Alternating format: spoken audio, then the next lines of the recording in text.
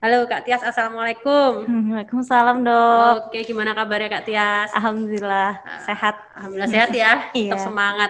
Oke Kak Tias, ini nanti akan berbagi sama kita semua bagaimana nanti untuk pengelolaan ataupun Penggunaan obat. pemilihan ya. Iya betul. Pemilihan obat yang baik dan benar, yang tepat sasaran bagi terutama pada lansia. Jadi nanti Kak Tias nanti pertama akan menerangkan mungkin slideshow-nya nanti bagaimana beliau akan menerangkan, dan nanti di akhir acara seperti biasa kita akan ada door prize nih buat Bapak Ibu semuanya yang nanti setia dari awal sampai akhir mengikuti acara podcast Rumah Sakit UII. Gitu ya Kak Tias ya? Ya, siap. Oke, sebelumnya sih saya mau sedikit overview ataupun membacakan tentang CV-nya Kak Tias. Ini adalah apoteker di Rumah Sakit UII. Ya, beliau apoteker Ayuning Tias Galuh Purwanintyo, SPAM. Kak Tias ini menyelesaikan studinya di Fakultas Farmasi Universitas Islam Indonesia. Dan kemudian cukup banyak juga sih organisasi dan aktivitasnya yang berkecimpung di bagian kefarmasian, baik di nasional maupun internasional. Oh, Kak Tias juga suka nyanyi loh. Dikit. Dan sekarang ini beliau menjabat sebagai kepala instalasi di instalasi farmasi di Rumah Sakit UII. Baik, mungkin untuk daripada terlalu lama ya, karena kita udah agak molor, monggo Kak Tias silakan monggo untuk share kepada kita semua tentang ilmunya. Monggo. Baik, siap. Baik, Assalamualaikum warahmatullahi wabarakatuh. Sebutannya apa nih dok? Healthy people apa nih? Kalau lansia? Bapak Ibu, eyang-eyang. Oh, eyang-eyang, Bapak Ibu gitu ya. Bukan eyang sayang gitu ya dok? Boleh. Iya, jadi terima kasih Dokter Kiki atas kesempatannya. Baik, di sini saya ingin berbagi gitu ya, sharing ke Bapak Ibu semua, eyang-eyang semua tentang penggunaan obat gitu. Gimana supaya tepat obat berarti lansia sehat seperti itu. Next. Saya next sendiri. Oh ya bisa. Oke, jadi topiknya secara intinya ada 3 hal yang akan kita bahas. Jadi mungkin mengingatkan terkait apa itu geriatri atau lansia, standar aja sih.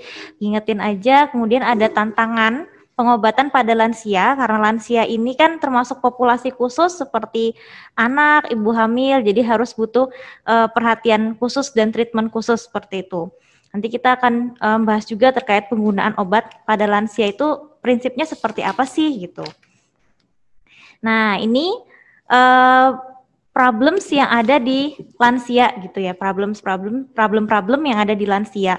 Ada istilahnya sindrom geriatri, itu ada the big three, itu three-nya 3 ya maksudnya ya. Jadi resiko jatuh, karena lansia itu kan sangat beresiko bisa jatuh, kemudian confusion atau kebingungan, terus inkontinensia atau sudah mulai tidak bisa mengontrol kandung kemihnya, jadi kadang beser istilahnya kalau kita bilang gitu ya. Terus ada istilah lain the 14 eye dan the DO complex dan lain sebagainya, mulai dari imobilitas, sudah tidak bisa bergerak dengan cepat, dengan baik, kemudian ada gangguan penglihatan, penciuman, pendengaran, terus lebih merasa tertutup, kemudian sistem imunnya menurun sehingga mudah terkena penyakit, infeksi, dan lain sebagainya.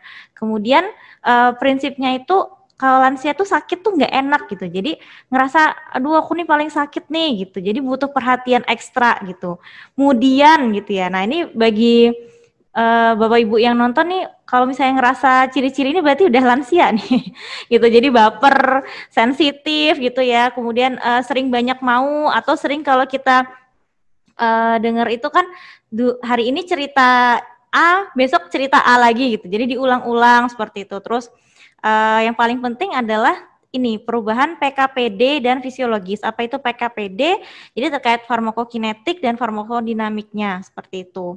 Nah ini sekilas aja. Jadi dari peraturan Permenkes gitu ya, peraturan Menteri Kesehatan terkait pasien geriatri itu apa sih? Jadi pasien geriatri merupakan pasien lanjut usia gitu ya dengan penyakit dan gangguan akibat penurunan fungsi organ, psikologi, sosial, ekonomi dan lain sebagainya, sehingga ini harus kita lakukan secara spesial. Ada kolaborasi yang baik dari tenaga medis, tenaga kesehatan dan PMO-nya lansia itu sendiri. Apa itu PMO? Pengawas menelan obat. Jadi tidak hanya sampai meminum, tapi dipastikan obat itu tertelan gitu ketika memang obatnya oral gitu ya diminum seperti itu. Kemudian definisi lansia dari PMK itu adalah lebih dari sama dengan 60 tahun atau dari WHO itu lebih dari sama dengan 65 tahun. Nah, ini kita bahas singkat saja karena ini juga ribet gitu ya. Jadi kita bahasnya terkait kenapa sih kita harus memahami lansia gitu kayak dengan problem study. Kalau kita bisa memahami lansia itu seperti tadi ya, banyak problemsnya, maka dan kita sudah bisa berdamai dengan problems itu, maka kita sebagai PMO itu bisa menimbulkan rasa empati gitu. Jadi ketika memang kita punya lansia, ketika aduh kok pipis sembarangan, kok dikit-dikit pipis habis dimandiin kok pipis gitu, kita bisa happy dengan itu, kita bisa membawanya dengan positif, jadi tidak marah tapi malah memahami, empati gitu. Kenapa? Karena tadi mulai dari absorpsi dari lansia itu sendiri terjadi peningkatan pH lambung sehingga lebih asam gitu ya kondisi lambungnya. Jadi nggak boleh telat makan, nggak boleh salah makan juga gitu. Kemudian penurunan produksi saliva atau air liur seperti itu. Nah terus kecepatan absorpsi atau penyerapannya itu semakin lambat gitu, meskipun tidak berpengaruh pada jumlah yang diserap gitu, terutama obat ya. Dengan pertambahannya usia itu mengakibatkan seperti itu. Kemudian distribusi obat atau pembagian obat habis diserap kan dibagi-bagi tuh.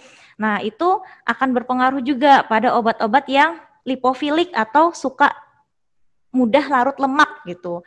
Jadi semakin mudah karena kalau semakin tua itu komposisi lemak tubuhnya semakin meningkat, di mana tubuh kita itu kan sebenarnya banyak lemak gitu ya. Tapi komposisi cairan tubuhnya itu semakin menurun sehingga menyebabkan obat-obat yang hidrofilik atau suka terhadap air itu cenderung lebih rendah untuk didistribusikan.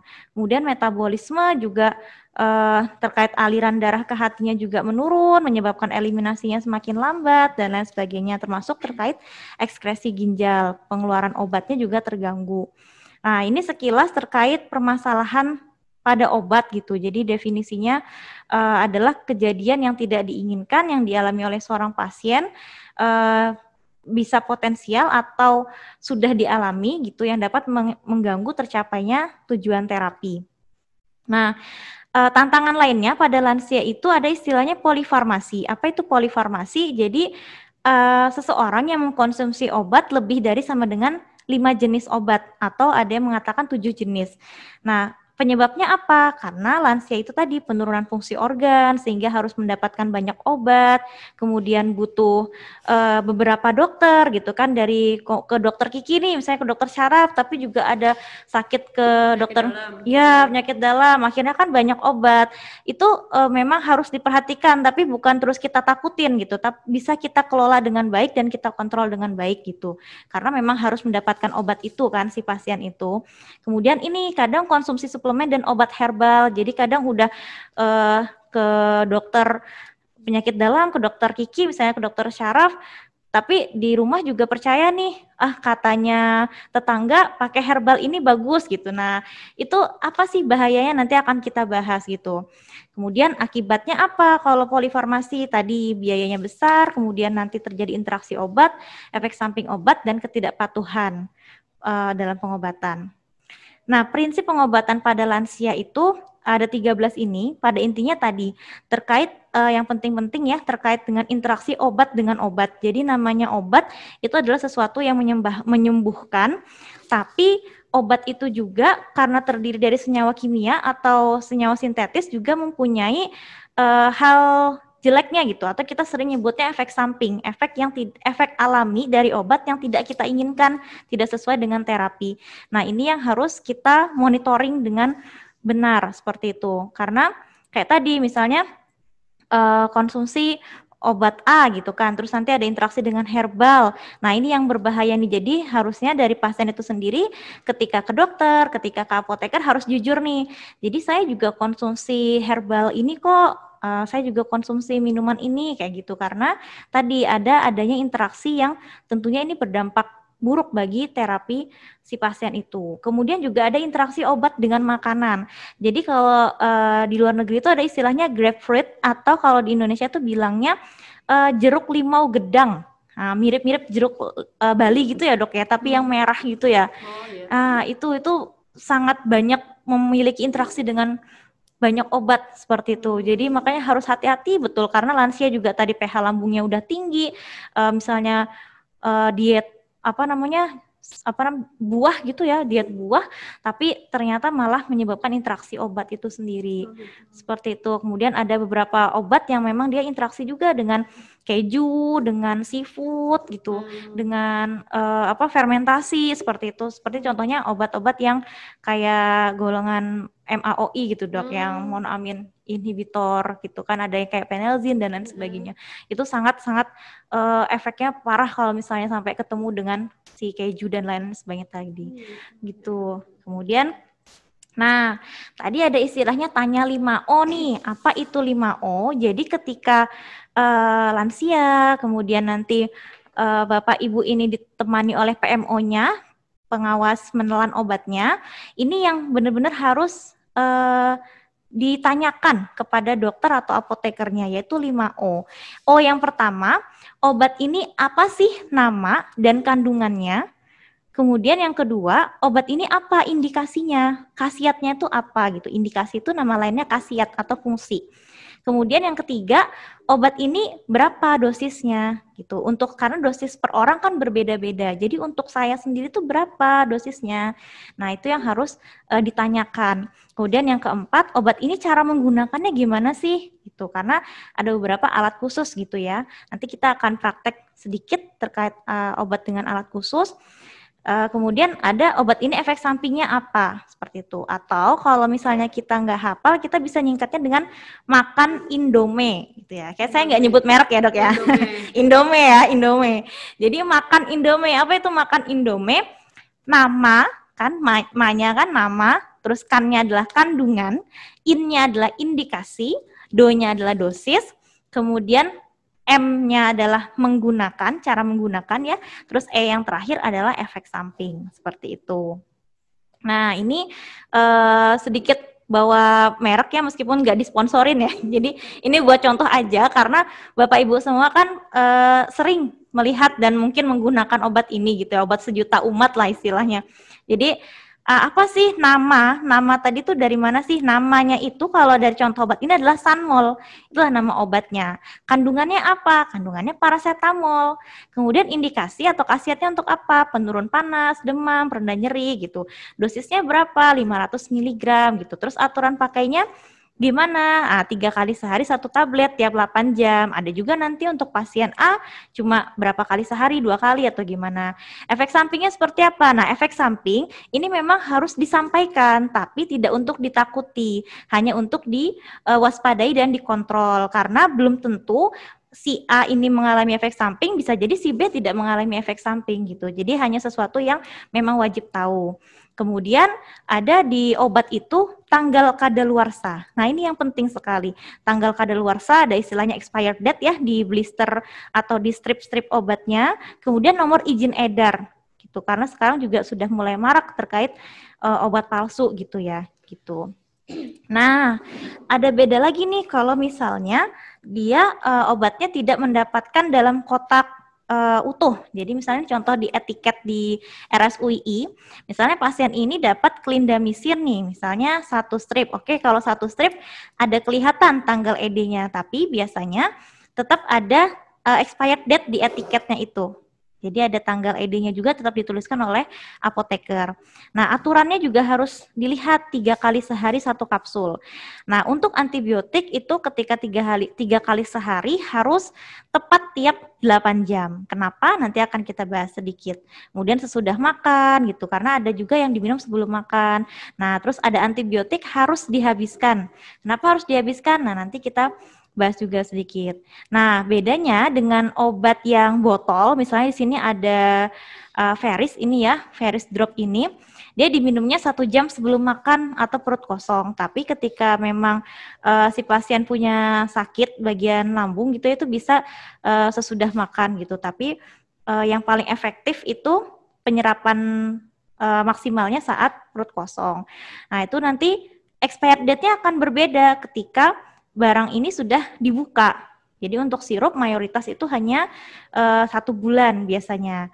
Tapi untuk sirup khusus, misal kayak Fluimucil yang di etiket paling bawah ini, mungkin eyang-eyang bisa lihat semua, ini 12 hari saja. Jadi ketika dibuka, terus dilarutin, itu hanya bertahan 12 hari. Nah, ini yang harus ditanyakan ke apoteker dan harus dibaca betul oleh PMO-nya, pengawas menelan obatnya, di etiketnya supaya tidak expired obatnya dan efektivitasnya tercapai. Nah, ini ribet nih, tapi kita sekilas aja. Kenapa sih terutama untuk PMO ya, pengawas menelan obat, kenapa sih antibiotik harus habis? Kenapa sih minum obat harus tepat waktu? Karena ini di kurva ini kan ada bacaannya MIC ya. MIC itu minimum inhibition concentration. Jadi kadar paling bawah yang harus dicapai obat. Nah, ada obat antibiotik itu ada yang bergantung waktu, ada yang bergantung konsentrasi. Nah, kalau yang bergantung waktu ini bisa diberikan beberapa kali, contoh amoksisilin diberikan per 8 jam misalnya. Nah, kenapa bisa diberikan per 8 jam? Karena di 8 jam pertama itu langsung mencapai ke titik yang bawah itu, kadar hambat bakteri, kadar bunuh bakterinya mencapai nih. Nah, terus nanti jam 11 udah mulai turun lagi, udah mulai nggak efektif obatnya. Baru ketemu minum lagi di yang kedua di jam 14 naik lagi. Terus nanti agak mau turun naik lagi. Itu untuk antibiotik yang bergantung waktu. Sehingga harus tepat minumnya, tepat waktu. Kalau tiap 8 jam ya tiap 8 jam dihitung 1 kali 24 jamnya. Kemudian harus habis. Kenapa harus habis sih kalau antibiotik? Karena ini di yang kurva paling bawah sebelah kanan ya ada kurva pertumbuhan bakteri. Jadi bakteri itu seperti PHP gitu ya. Bukan laki-laki yang PHP ya. Wanita juga bisa PHP sih sebenarnya. Jadi PHP-nya apa? Ketika obatnya itu dirasa pasien ini udah ngerasa sembuh nih, udah enakan, gak usah lah minum antibiotik. Nah, bakteri itu bisa pura-pura gitu. Bisa dia udah mau turun nih, udah efektif kan, udah ngerasa nyaman, berarti bakterinya udah pingsan nih, udah OTW meninggal lah gitu ibaratnya. Tapi ya sudah, nggak diminum lagi, nggak dihabiskan. Nah itu bakterinya yang tadinya mau meninggal nggak jadi karena nggak dihabiskan tadi. Nah ketika sakit yang sama, dikasih antibiotik yang sama, bisa kemungkinan terjadi resisten atau kebal. Bakterinya udah kebal dengan antibiotik itu sehingga harus naik antibiotik yang generasinya lebih tinggi, dan itu juga bisa buruk bagi tubuh kita sendiri, bagi ginjal dan lain sebagainya. Nah bedanya, tapi kok ada mbak saya dapat antibiotik yang dia diminum 1 kali aja sehari, azitromisin misalnya. Kenapa nggak kayak amoksisilin 3 kali sehari per 8 jam? Karena azitromisin ini terkait dengan antibiotik yang bergantung pada konsentrasi. Jadi ketika diberikan pertama kali, dia sudah sampai ke itu kurva yang paling atas itu yang sebelah kanan. Jadi udah sampai ke kadar paling efektif. Kalau misalnya diberikan lagi tiap 8 jam, maka dia akan mencapai batas atas. Di mana batas atas itu konsentrasi maksimal atau kadar toksik maksimal. Nah, kalau misalnya mencapai kadar toksik, namanya toksik adalah racun. Nggak kayak amoksisilin yang diminum tiap 8 jam bisa efektif. Kalau azitromisin sekali minum aja dia udah efektif gitu. Kalau diminum kedua kali, nanti malah melebihi kadarnya, jadi bisa racun bagi tubuh sehingga overdosis seperti itu. Nah, waktu minum obat, kenapa sih ada obat ini catatan di etiketnya pagi hari, obat ini malam hari, padahal sama-sama dapat amlodipin misalnya, yang satu diminum pagi, yang satu malam. Kenapa? Nah, karena memang ada hal-hal tertentu, misal kayak pagi hari nih, kenapa harus pagi hari? Vitamin D misalnya, karena kan pembentukan vitamin D itu paling optimal pada pagi hari. Kenapa obat diuretik kayak furosemid minumnya pagi hari? Karena furosemid itu kan menguras cairan dalam tubuh sehingga membantu pengeluaran. Kalau diminumnya malam, bukannya tensinya turun, tekanan darahnya turun, malah naik gitu ya dok ya, malah pipis-pipis terus, nggak bisa tidur. nggak bisa tidur gitu. Nah, terus yang malam hari kok pasien A ini dapat amlodipinnya malam ya, kok saya dapatnya pagi ya. Nah, bisa jadi si pasien A ini juga mendapatkan simvastatin, di mana simvastatin ini berinteraksi serius atau serious interaction dengan amlodipin. Efeknya rhabdomyolysis, jadi nanti bisa Pegel. iya, pegel-pegel gitu ya dok ya, parah lah pokoknya efeknya gitu. Nah, terus ada yang diminum sebelum makan. Kenapa dia diminum sebelum makan? Misalnya obat MAH, antasida gitu ya, obat mual. Sebelum makan itu seberapa sih? Kalau misalnya obat MAH itu biasanya setengah jam sampai 1 jam sebelum makan. Kalau misalnya obat mual itu biasanya 15 sampai 30 menit sebelum makan supaya nggak mual gitu. Tapi saya nggak bisa gitu ya, nanti minumnya saya lupa gitu. Ya itu kenapa sih dia sebelum makan? Karena untuk mencegah mual pada saat makan gitu, supaya obatnya dan makannya tidak dimuntahkan. Atau metformin misalnya yang sering nih Bapak Ibu semua, kenapa dia bersama dengan makan? Kenapa sih nggak diminum sebelum makan aja? Karena metformin itu cara kerjanya meningkatkan sensitivitas insulin. Jadi ibaratnya kayak cewek lagi menstruasi gitu kan, senggol aja bacok gitu kan. Jadi disenggol dikit langsung sensitif gitu. Jadi disenggol dikit aja metformin ini udah bisa ngeluarin si efek untuk berhubungan dengan insulinnya itu gitu. Nah, jadi diminumnya bersama makan sehingga dia bisa mengontrol gula darah saat makan. Kenapa kok kayak insulin atau beberapa yang glimepirid misalnya diminumnya sebelum makan? Karena dia butuh waktu dulu untuk mengeluarkan insulin tadi, untuk menyentuh si insulinnya tadi gitu. Sesudah makan, kenapa diminum sesudah makan? Misalnya asam mefenamat penghilang rasa sakit, karena tadi dia bisa berpengaruh pada lambung, bikin perih di lambung, sehingga sebaiknya diisi dulu lambungnya. Jadi kalau pas obat itu masuk bisa tidak mengiritasi lambung. Seperti itu. Nah, ini contoh-contoh lain tadi ya, antibiotik kenapa harus habis, ada beberapa obat yang harus dikunyah, ada obat yang harus ditaruh di bawah lidah, misalnya kayak ISDN ya, isosorbit dinitrat, kenapa di bawah lidah? Karena tadi sublingual itu efeknya cepat, makanya kan ISDN ini biasanya untuk kondisi serangan gitu ya. Kemudian ada obat yang harus dikocok dahulu, misalnya suspensi, karena memang dari pabrik itu formulanya akan ada pengendapan kalau misalnya dia suspensi, jadi supaya obatnya homogen, tercampur rata harus dikocok dulu, seperti itu. Nah, ini beberapa obat lainnya, contohnya. Nah, ini insulin gitu, tadi kan kita ada beberapa obat yang harus dengan cara penggunaan khusus. Saya udah bawa ini dok, Dami gitu ya. Boneka ini bukan boneka santet, mirip boneka insulin. Ini contoh dummy atau alat peraga. Jadi mungkin bisa di zoom. Oke, jadi nah ini ya bonekanya. Nah, di sini ada boneka insulin gitu ya, untuk cara penggunaan insulin terutama bagi PMO-nya ya, bisa membantu dalam menyuntikkan insulin. Jadi ada yang warnanya hijau tua di sini. Hijau tua ini adalah area utama, area primer kita bisa menyuntikkan insulin. Kemudian ada hijau muda ini di pinggirnya atau di lengan, di lengannya, sama mohon maaf di bagian bokong. Bagian pantatnya ini warna hijau muda. Jadi kita prioritasnya yang utama penyuntikannya di sekitar ini dulu, sekitar perut ya, lingkar perut. Kalau memang sudah habis, dimana ganti tempat untuk nyuntik itu setiap 1 minggu lah paling enggak gitu, supaya mencegah terjadinya memar gitu ya, atau luka di bagian yang sudah disuntik. Nah, kalau misalnya sudah habis keliling perut ini, bisa ke paha dulu kan yang hijau tua. Terus nanti bisa ke lengan gitu, atau ke bagian bokong, atau di perut yang bagian pinggir gitu. Mungkin udah mas di zoomnya saya contohin. Jadi yang pertama ketika mendapatkan insulin gitu ya dari apotek misalnya dari farmasi, tentunya harus berdasarkan resep dokter ya karena dosis setiap orang berbeda. Ini saya contohkan ada dummy insulin, alat peraga insulin.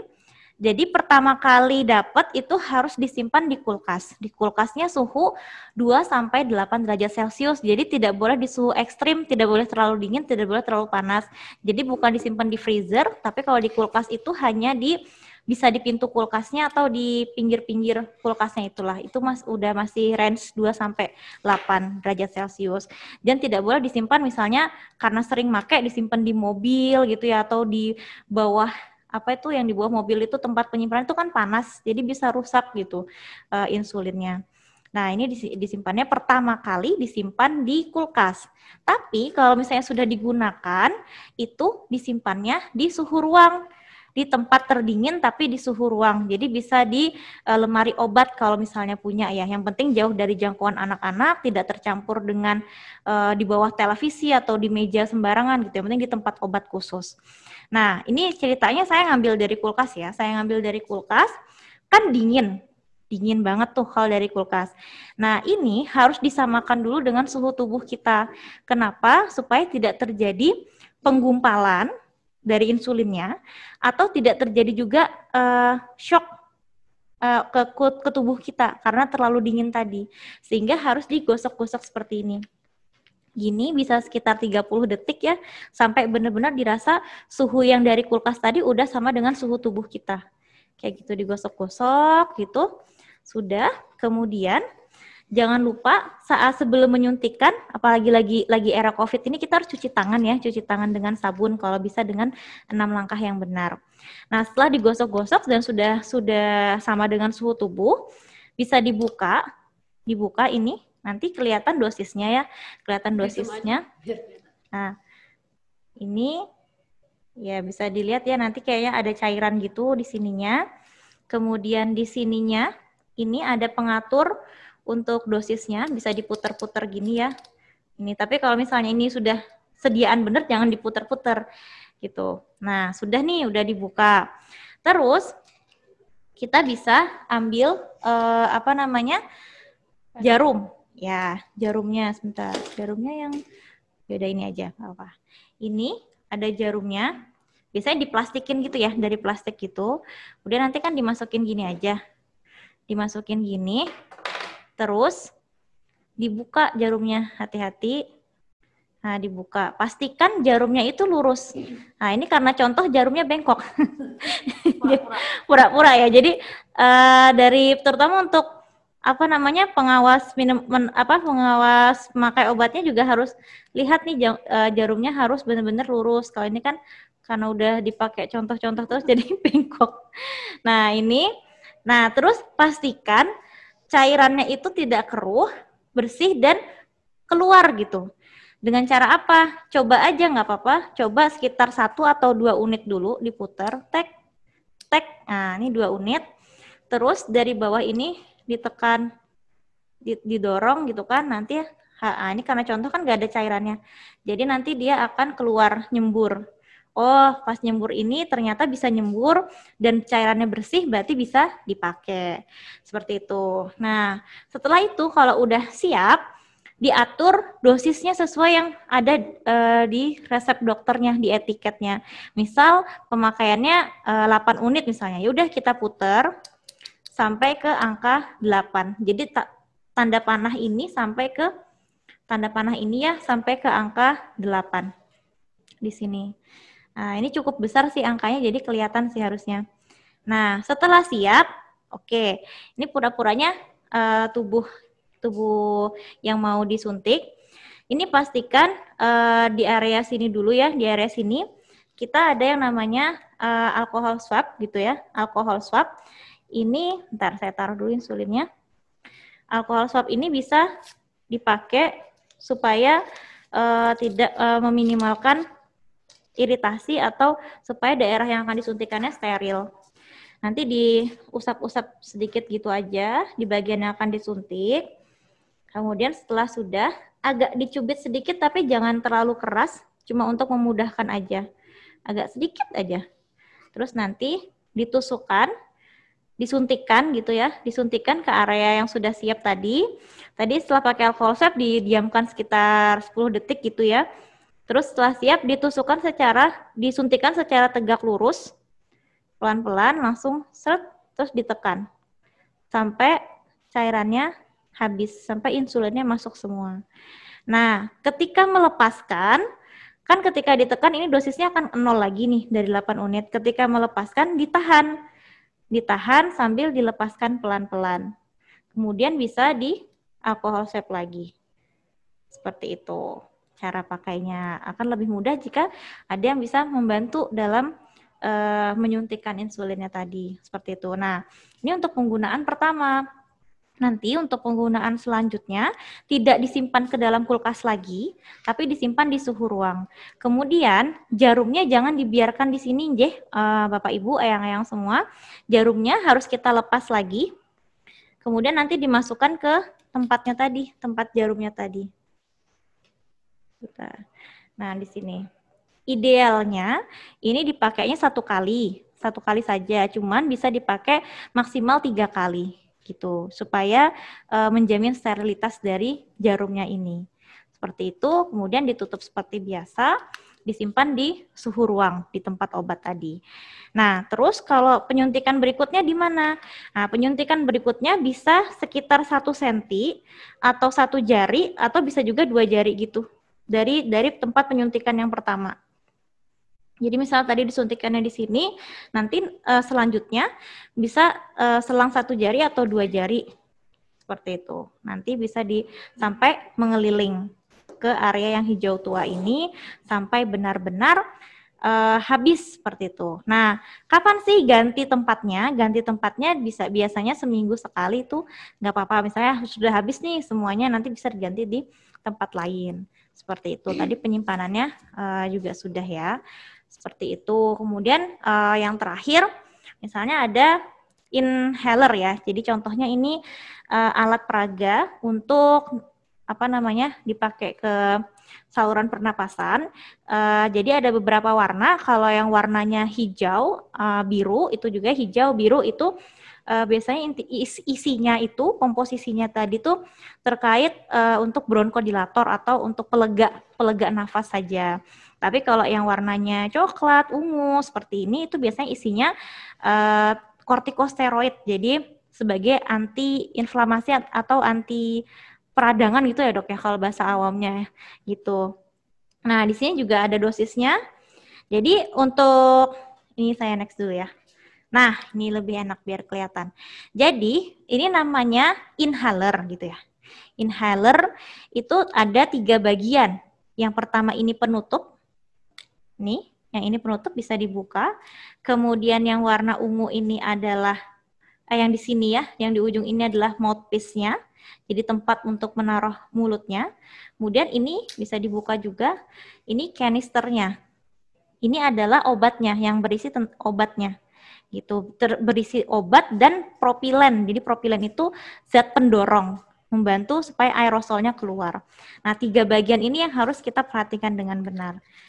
Nah, jadi cara pakainya yang pertama tentu cuci tangan dulu dengan sabun dan air mengalir gitu ya, dengan 6 langkah yang benar. Kemudian posisikan monggo senyamannya saja, bisa duduk atau berdiri, yang penting posisinya tegak. Kemudian dikocok gini ya, dengan posisi tegak, bisa 3-5 kali ke atas bawah gitu ya. Kemudian lepaskan penutupnya, bisa dilepas penutupnya. Nah, sebelum digunakan bisa dites dulu di udara, dipencet masih ada nggak? Nah, keluar kan? Berarti memang ada gitu. 1 kali semprot, tekanannya seperti itu gitu. Jadi Bapak Ibu nggak kaget nanti kalau misalnya masuk ke dalam pernapasan. Nah, terus pada saat memasukkan bisa dimiringkan sedikit kepalanya agak ke belakangin dikit. Pokoknya senyamannya. Kemudian tarik napas dalam-dalam, terus sembuskan secara perlahan melalui mulut seperti itu 1-3 kali. Setelah siap, masukkan seperti yang digambar ya. Ini tidak saya contohkan, nggak saya pakai masker. Jadi masukkan mouthpiece-nya ini, bagian tempat untuk mulut ini ke dalam mulut kita dengan cara mengatupkan antara gigi atas dan gigi bawah, tapi tidak digigit. Jadi cuma dikatup saja, seperti di gambar, dikatup, terus ditutup pakai bibir kita. Gitu. Jadi tidak digigit, jangan sampai digigit, hanya dikatupkan saja. Terus siap-siap, karena sudah bernapas tadi ya, udah bernapas berapa kali. Nah setelah siap baru ditekan tadi 1 semprotan, sert gitu tadi. Saat disemprot langsung hisap kuat-kuat secara perlahan. Seperti itu. Lalu pertahankan posisi sampai mulutnya sambil masih tertutup, baru dibuka ininya, inhalernya. Setelah itu ditahan 10 detik atau senyamannya, baru dihembuskan melalui mulut, seperti itu. Nah, ini jika perlu semprotan berikutnya, misalnya 1 kali dosis, misalnya butuh 2 kali semprot misalnya. 1 kali pakai butuh 2 kali semprot misalnya. Jadi bisa ditahan dulu 10 detik, 10 sampai 30 detik lah, baru bisa disemprot ke semprotan yang berikutnya. Kemudian cara pemeliharaannya selesai, ditutup, disimpan. Nah, setelah itu yang paling penting juga harus minum air putih, air matang gitu, air putih anget gitu, bisa sambil dikumur-kumurkan dulu supaya mencegah tadi aerosol yang menempel di sisa-sisa rongga mulut kita supaya tidak terjadi sariawan atau tumbuhnya jamur.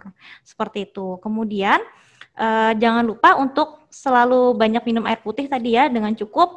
Terus pembersihannya bisa pakai tisu atau lap bersih dengan air hangat, dilap-lap aja di bagian sini. Kemudian nanti bisa 3 sampai 7 hari biasanya sekali gitu ya, seminggu sekali gitu bisa dibuka ininya. Kemudian si plastik holdernya ini dialirin dengan air, terus biar aja ngalir dengan air, ditaruh di atas lap bersih, udah didiemin aja semalam gitu. Itu untuk pemeliharaan berkalanya setiap 1 kali seminggu.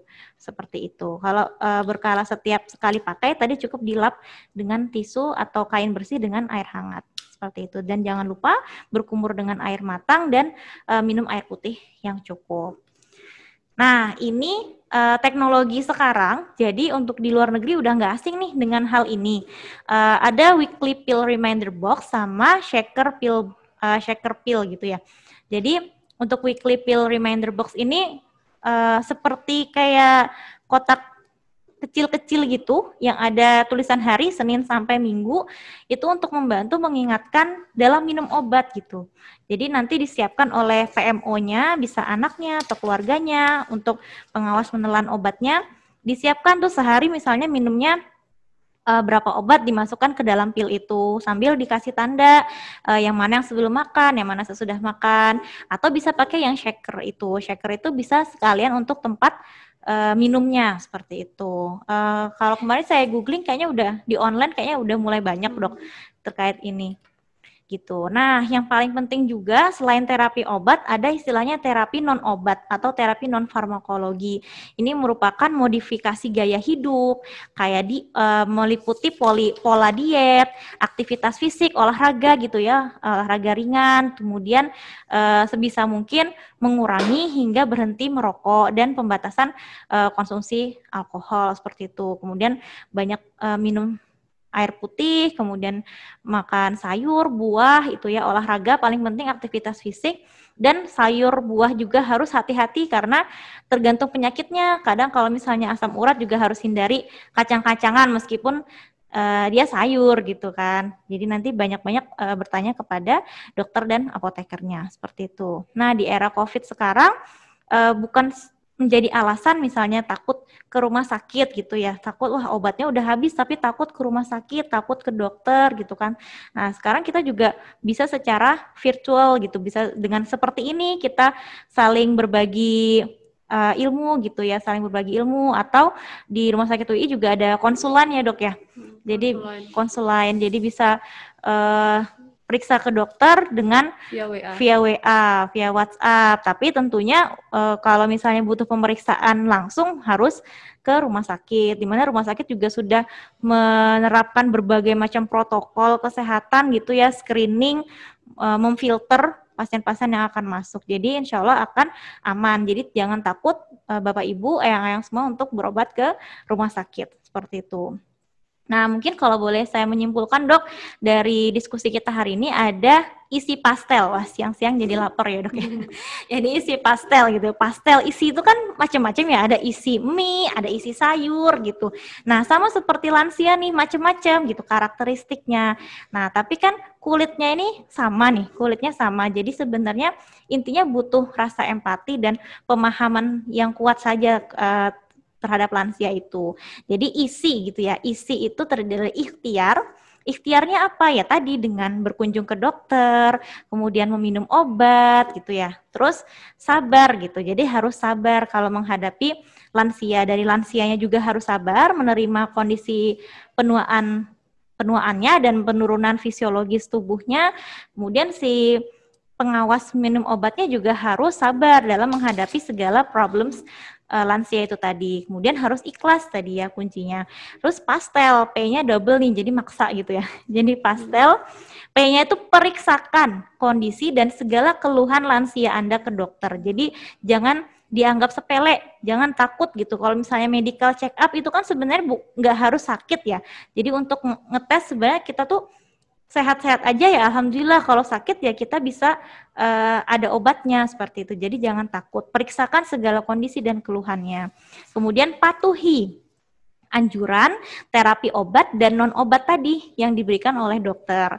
Kemudian A-nya adalah atur pola makan, pola tidur, pola aktivitas sehari-hari. Kemudian S-nya stay positif atau selalu positif, selalu berpikiran positif karena prasangka kita sebagai hamba, prasangka Tuhan itu adalah prasangka hambanya gitu ya. Jadi ketika kita berpikir positif, ketika kita berpikir selalu sehat, maka insya Allah Tuhan juga akan memberikan hal-hal positif dan sehat tadi kepada kita. Kemudian tepat waktu dan hindari duplikasi. Jadi kalau misalnya memang sudah diberikan dokter resep A, B, C, sebaiknya kalau misalnya mau percaya kata orang, pakai herbal, kata apa, itu sebaiknya dikonsultasikan dulu ke dokter Bapak Ibu dan eyang-eyang semua, supaya tadi tidak terjadi interaksi antar obat. Kemudian T-nya adalah tanyakan 5O tadi ya, yang makan Indomie tadi kepada apoteker. Kemudian E-nya adalah efek samping dan interaksi obat yang potensial bukan untuk ditakuti, tapi untuk diwaspadai dan dikontrol. Kemudian L-nya ya pasti lansia sehat, luar biasa, seperti itu. Oke, mungkin cukup Dok dari sharing dari saya. Monggo tahap selanjutnya saya kembalikan ke Dokter Kiki. Oke, terima kasih Kak Tias, udah lengkap banget termasuk juga dari tata cara penggunaan insulin, tata cara penggunaan inhaler. Saya yakin ya memang saya sebagai dokter juga merasakan bahwa kondisi untuk meresepkan obat pada eyang-eyang itu memang suatu tantangan ya.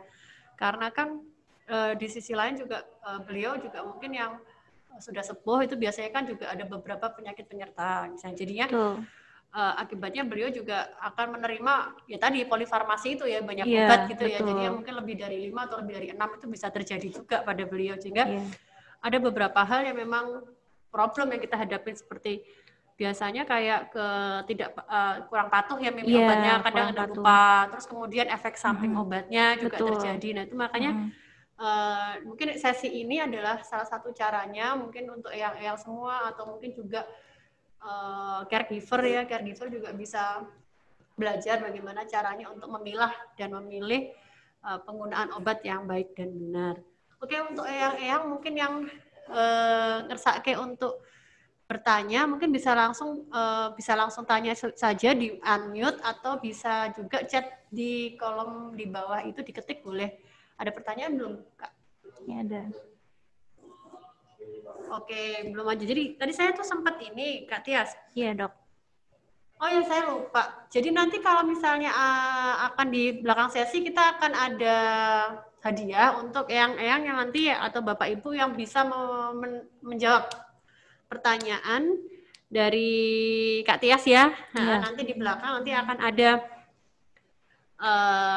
hadiah dari Telkomsel, paket data dari Telkomsel khusus untuk kartu simpati dan kartu as. Untuk kartu halo maaf tidak bisa, jadi untuk simpati dan kartu as nanti akan kita adakan di belakang. Baik, ada pertanyaan Pak? Ya itu. Oke, saya tadi tertarik Kak dengan PMO. Iya. Pengawas minum obat. Iya betul. Nah di sini saya yakin juga mungkin Bapak Ibu semuanya mungkin ada juga yang punya pengalaman untuk meladeni eyang-eyang yang gerah gitu ya, yang sakit di rumah. Nah kira-kira itu PMO itu bisa ada tips nggak sih buat PMO itu kayak gimana? Karena gini, kalau saya sebagai dokter saraf itu kan memang tantangannya adalah pada beliau-beliau yang punya penyakit dengan demensia misalnya. Demensia kan berarti menurut saya misalnya ada bahasa awalnya udah kepikunan ya. Sehingga kan pasti yang mengalami demensia ini, betul. Sehingga pasti akan mengalami kesusahan dong untuk minum obatnya. Oke, misalnya untuk caregivernya bisa nih ini obat A, B, C, D, E hari ini. Tetapi kan untuk memastikan obat itu masuk itu kan butuh challenge banget. Betul. Nah itu kira-kira tipsnya gimana Kak Tias untuk kayak gitu tuh? Untuk kondisi misalnya demensia atau mungkin post-stroke ya, yang post-stroke itu kan memang ada juga yang gangguan menelan seperti itu. Itu kan kita harus memastikan kan untuk memastikan dia menelan dan itu harus butuh ekstra sabar banget gitu. Nah itu kira-kira ada tips nggak Kak gimana? Kalau misalnya menurut Kak Tias gimana? Mungkin sharing dok. Jadi sebelumnya orang tua saya juga udah lansia ya dok ya. Kemudian dulu almarhum bapak juga saya sebagai PMO-nya bapak saya dulu. Memang challenge-nya itu dok, kita tadi pasti kesel gitu ya. Saya tadi dengan problem lansia yang suka ngeyel gitu. Terus tadi juga pelupa gitu. Nah dari kitanya tuh harus berdamai dulu terhadap hal itu gitu. Kita harus menerima bahwa ya itu memang alamiahnya lansia gitu. Kalau misalnya kita sudah bisa berdamai dan memahami, maka akan timbul empati. Nah, kalau kita udah empati, maka tugas sebagai PMO atau pengawas menelan obat tadi akan lebih ringan gitu, akan lebih ringan. Jadi kita bisa sampai ke isi pastelnya di ikhlas tadi. Jadi kalau misalnya kita udah ikhlas dan merasa itu adalah tanggung jawab ya, tanggung jawab kita, tugas negara, ibaratnya tugas berat sebagai PMO untuk memastikan obat itu tertelan, itu akan lebih mudah gitu. Jadi kalau saya tuh itu berdamai dulu dengan problems yang lansia punya tadi secara alami.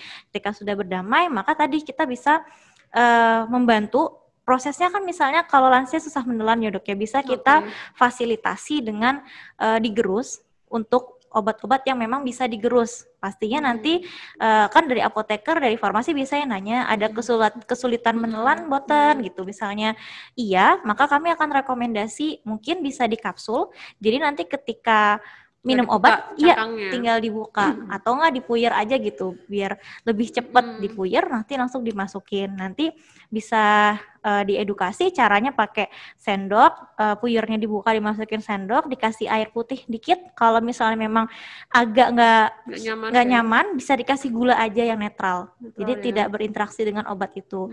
Kemudian pastikan tadi kondisinya sesudah makan apa sebelum makan, obatnya itu harus dipastikan baru diminumkan sampai benar-benar tertelan. Jadi yang meminumkan sebaiknya kita sendiri gitu. Memastikan tuh obat itu masuk. Sampai obat itu masuk. Oke, ini sepertinya ada pertanyaan. Iya.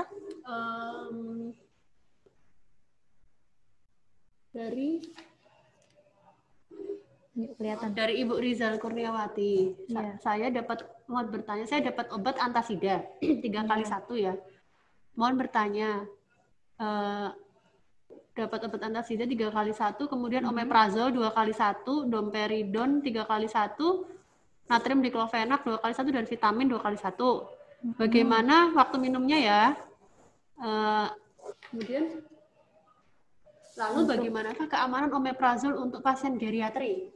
Kira-kira gimana Kak jawabannya? Baik. Itu dapat waktu makannya atau makan obatnya gimana itu? Iya, domperidonnya 2x1 ya. Domperidon 2x1, omeprazolnya 2x1, antasidanya 3x1 ya dok ya, sama natrium diklofenaknya. Oke. Jadi untuk Ibu Rizal, terima kasih atas pertanyaannya. Jadi untuk natrium diklofenak itu sifatnya tadi sama Bu, diminumnya sesudah makan karena ada potensi bisa mengiritasi lambung. Jadi minumnya harus makan dulu. Nah, otomatis akan berbeda dengan 3 obat lainnya ini. Jadi itu harus makan dulu. Makan itu bukan berarti harus makan besar ya, makan nasi itu nggak harus, yang penting isi gitu kan dok. Bisa roti, bisa apapun lah gitu. Nah itu bisa diisi dulu perutnya. Nah, sedangkan untuk 3 obat tadi kita lihat terkait fungsinya. Kalau antasida itu kan lebih untuk menetralkan asam lambung, fungsinya untuk menetralkan. Kalau omeprazol itu kan sebagai menghambat pompa ionnya gitu. Nah, sedangkan domperidone sebagai anti mualnya. Jadi, tadi kalau omeprazol itu harus benar-benar diminum saat perut kosong. Saat perut kosong itu kapan? 1 jam sebelum makan atau 2 jam sesudah makan gitu, Dok. Jadi, diminumnya berarti kan si omeprazol dulu ya, 1 jam sebelum makan. Jadi omeprazol dulu. Ya, omeprazol dulu 1 jam sebelum makan, baru bisa antasidanya setengah jam kemudian. Oke, betul. Setengah jam kemudian antasida. Antasida, terus baru domperidonnya 15 menitnya. 15 menit. Berarti semuanya sebelum makan ya? Sebelum makan. Omeprazol, antasida, dan betul. Kemudian untuk pasien untuk omeprazol nih, kira-kira apakah ada untuk penggunaan untuk pasien geriatri gimana? Betul. Jadi untuk pasien geriatri, sebenarnya omeprazol ini kan cukup aman, Dok, cukup aman. Cuma memang ketika digunakan jangka panjang itu bisa potensi konstipasi atau sembelit. Nah, gitu. Jadi pastinya dokter sudah memperhitungkan hal itu. Jadi Ibu tidak perlu khawatir. Yang penting jangan dibeli bebas seperti itu. Jadi kalau obat habis sebaiknya langsung konsultasi ke dokter dulu. Dok, ini obat saya lanjut nggak ya? Kan pasti dokter ada pemeriksaan tuh, Bu. Jadi dicek dulu. Oh, kayaknya omeprazolnya nggak usah. Ini udah cukup pakai antasida aja, sudah membaik gitu kan lambungnya, seperti itu. Oke, terima kasih.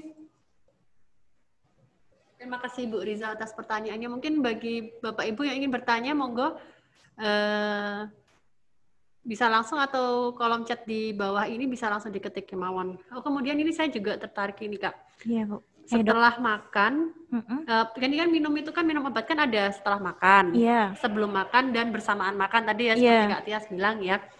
Nah, ini tuh sering ada sedikit kebingungan nih untuk para misalnya pada Bapak Ibu ataupun eyang-eyang yang minum obat. Bedanya setelah makan dan bersamaan makan tuh apa? Iya. Gitu. Kalau bersama makan berarti kan saat makan tuh berapa kali suap tuh nanti diminum obatnya. Jadi bersama makan maksudnya di saat proses makan terus minum obat gitu. Kalau setelah makan tadi kan bisa idealnya setengah jam sampai 1 jam setelah makan. Oke. Itu kalau segera sesudah makan berarti setelah selesai makan diminum air putih dan lain sebagainya 5 menit minum. Seperti itu. Berarti kalau kesimpulannya berarti kalau misalnya obat itu dimakan setelah makan, misalnya kan sering nih ya, natrium diklofenak 2 kali sehari setelah makan. Nah, itu berarti dia setengah jam setelah makan ya. Berarti kalau misalnya setelah makan misalnya kita sudah selesai makan, kemudian minum air putih. Itu berarti segera sesudah makan. Berarti bukan bersamaan makan ya? Bukan. Karena ada beberapa kebingungan ini. Bersamaan makan itu apa sih? Ada yang bilang kalau misalnya bersamaan makan itu habis makan langsung minum, habis makan nih rampung nih, terus kemudian minum air putih gitu kan. Habis minum air putih langsung minum obat gitu loh. Nah, kalau minum air putihnya, kalau habis makan minum air putih langsung minum obat berarti termasuk bersama makan, Dok. Kalau misalnya dijeda 5 menit, nah itu segera sesudah makan. Oh, berarti kalau misalnya langsung, berarti setelah makan nih saya selesai makan piring, kemudian minum air putih langsung makan, obatnya berarti bersamaan makan. Bersama makan, masih dalam waktu itu. Berarti kalau misalnya dijeda 5 menit, setelah saya makan selesai, berarti itu termasuk segera setelah makan. Betul. Berarti kalau misalnya obat itu ada etiketnya setelah makan, berarti saya harus jedakan antara minimal setengah jam. Setengah jam ya? Maksimal 1 jam. Oke, maksimal 1 jam. Asal jangan sampai 2 jam, karena kalau 2 jam perut kosong berarti. Perutnya sudah pencernaannya sudah selesai. Oke. Oh, ada pertanyaan lagi nih. Bentar. Oh ya, dari Ibu Triwahyuningsih. Mohon bertanya, kalau amlodipin lebih baik diminum pagi atau malam ya? Oh, ini tadi ya. Kalau ini kayaknya lebih tahu dokter ya. Jadi sebenarnya kalau dari sisi apoteker itu kenapa pagi, kenapa malam itu sebenarnya sama-sama baik ya, Dok ya. Karena kan dari penelitian itu ada penelitian jurnal yang menyatakan diminum malam. Kenapa? Karena tekanan darah itu kan tinggi-tingginya pada saat pagi ya dok ya. Mau ke pagi, betul, mau ke pagi. Jadi supaya pagi itu nggak kaget tiba-tiba tensinya naik, diminumnya dari malam gitu. Tapi kan biasanya dokter juga memastikan tekanan darah pasiennya dok ya. Misalnya dia lebih dari 145/90, maka prefernya lebih ke malam gitu ya, supaya nanti paginya nggak kaget gitu. Nah kalau misalnya pagi juga sama, mungkin tekanan darahnya masih dalam batas normal dan batas baik sehingga bisa diminum pagi hari, seperti itu sih dok. Jadi nggak ada yang lebih baik gitu. Bisa jadi tadi Bu, karena pasien juga punya simvastatin, juga minum simvastatin. Simvastatin kan anti kolesterol ya dok ya. Jadi kolesterol itu pembentukan terbaiknya itu pada malam hari. Makanya kalau orang diet kan jangan makan malam gitu ya. Jangan makan malam gitu, olahraga malam gitu kan. Nah sehingga simvastatin itu harus diminumnya malam. Nah kalau pasien juga dapat amlodipin, ya salah satu harus ngalah. Jadi ya amlodipinnya pagi. Jadi tergantung kondisi pasien masing-masing gitu dok kalau dari saya. Kalau misalnya obatnya juga Mbak, misalnya kan kayak hipertensi grade 2 gitu kan, itu kan biasanya kita berikan terapi kombinasi, kalau curhat ya, jadi kan terapi kombinasi nih. Betul. Kadang itu kan kita kan resepnya misalnya kandesartan dengan amlodipin misalnya gitu. Nah mungkin Mbak Tias bisa sharing nih ke mungkin pasti saya yakin mungkin Bapak Ibu juga ada pasti yang mengkonsumsi seperti itu ya, misalnya double dari double anti hipertensi gitu.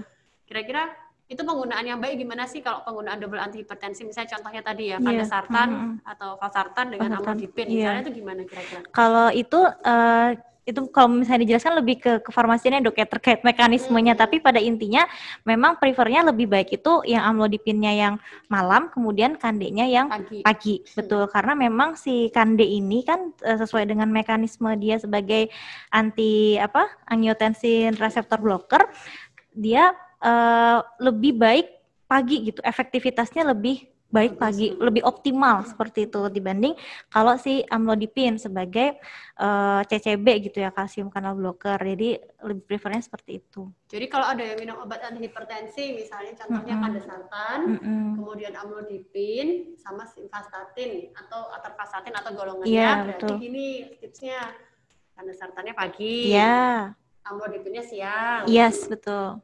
Simvastatinnya malam. Betul. Gitu ya. Mungkin Bapak Ibu ya lebih jelas ya. Betul. Kalau misalnya kaptopril, misalnya golongan lisinopril, kaptopril itu lebih baik gimana? Kaptopril biasanya pagi juga sih dok, pagi atau siang biasanya. Karena biasanya kan per 12 jam. Jadi biar pagi sama sore gitu. Nah kalau kaptopril itu minumnya kan biasanya 15-30 menit sebelum makan. Sebelum makan? Iya, sebelum makan. Karena memang penyerapannya paling optimal itu sebelum makan. Dan hati-hati kalau kaptopril mungkin nggak semuanya mengalami, tapi biasanya batuk kering ya dok ya, batuk kering efek sampingnya gitu, tapi tidak semua orang mengalami. Makanya kan kadang kok saya pakai kaptopril, yang satu lisinopril, sama-sama pril kok nggak batuk gitu, karena memang beda-beda gitu kan. Lisinopril generasinya lebih baru gitu. Kadang juga saya pakai kaptopril, si ibu ini juga pakai kaptopril, tapi saya nggak batuk kering gitu. Saya malah batuk gitu kan? Ya, ibu malah batuk. Nah itu tadi terkait fisiologis orang beda-beda gitu. Oke, jadi begitu ya Bapak Ibu semuanya, cukup jelas ya tadi. Mungkin saya bisa minta survei ini, kira-kira Bapak Ibu yang mengkonsumsi anti hipertensi siapa nggih ya di sini? Itu nggak kelihatan ya? Iya.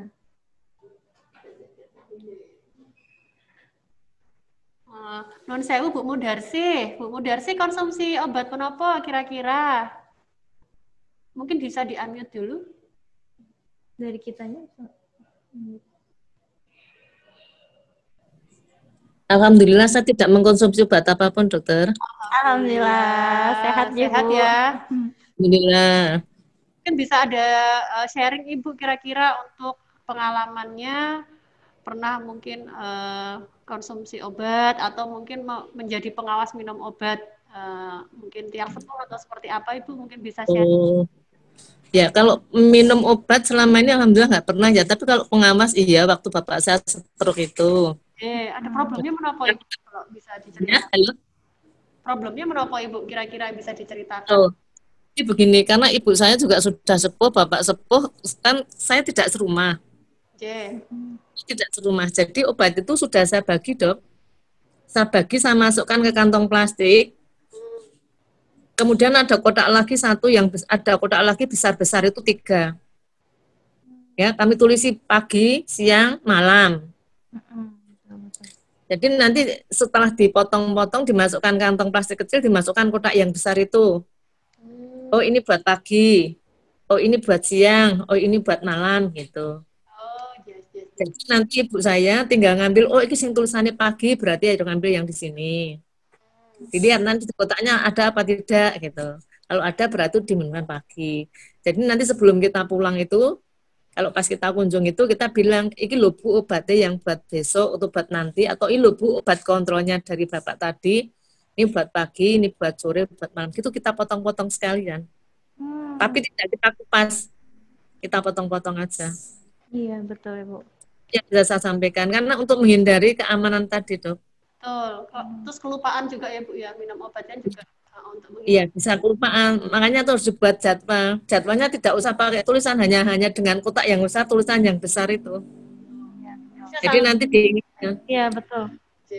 Bu Mudarsi, kira-kira obatnya nun sewu yang diunjuk itu berapa Bu biar jumlahnya? Kalau jumlahnya tidak banyak, Dok. Itu pagi 3, sore 3, malam itu 2.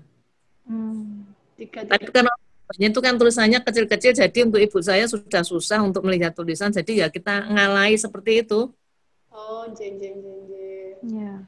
Memang betul ya, memang untuk kondisi-kondisi misalnya untuk tiang sepuh seperti itu kan memang sangat bergantung sekali dengan PMO-nya ya, PMO-nya. Dan mungkin kalau misalnya nun saya Bu Mudarsi, saya mau tanya Bu, misalnya nun saya Bapak dulu riwayat stroke itu ada gangguan menelan mboten J? Oh, tidak ada. Tidak ada ya. Ada. Soalnya biasanya memang kondisi yang memang menjadi tantangan itu adalah yang pasien stroke yang gangguan menelan itu ya Kak ya. Iya, kebetulan dulu bapak saya juga gitu Dok. Jadi di rumah sampai sedia lumpang alu buat gerus gitu. Jadi sampai sampai misalnya kita bilang nih nggak bisa menelan gitu kan. Dulu kan saya masih SMA gitu ya, SMA sama kuliah itu biasanya minta ke farmasinya gitu. Ini gimana digerus? Nah, biasanya nanti farmasinya akan konsul ke dokternya gitu. Konsul ke dokternya bisa digerus atau enggak karena obat ini misalnya tablet salut nggak boleh digerus kan. Betul, nah, itu jadi bisa diganti ke yang obat lain yang nggak salut gitu.